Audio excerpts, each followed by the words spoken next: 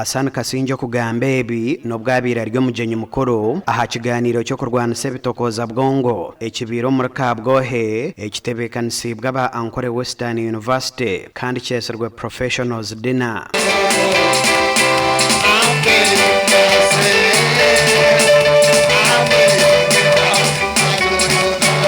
Drugs come to Uganda not because Uganda is a consumer.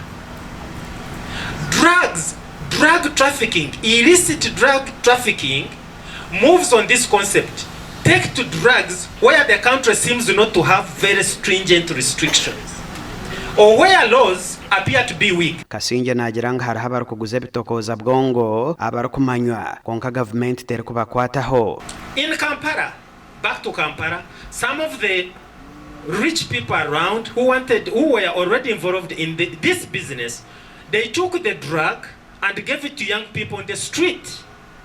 This gives you energy to lift Mogugu. This gives you a lot of courage. Those who should be on the front line of fighting drugs and alcohol are the same people involved. They are the culprits. And you cannot fight a scene which you are living in. Cyakiregeshikirweho n'abashaho aborekero kukwatwaho ahabwa endwara zitari zimwe na zimwe eziri kunyangaraza abantu. Most of the cancers of the liver in Uganda are caused by alcohol. But you know, alcohol gives money to the nation.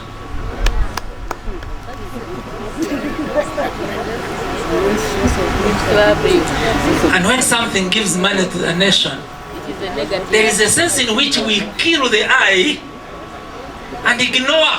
Archbishop wa Homwere Dr. Henry Luke Orombi nawe ashikira mu kuganira oku kandi ayihanangiriza abashija abarukunagaho bujonanizibwa bwabo. May I call on men to be men who are fathers and husbands, put there by God to lead their families in the fear of God, to be the priest in the family, to open the Bible in your home just like your parents and grandparents did.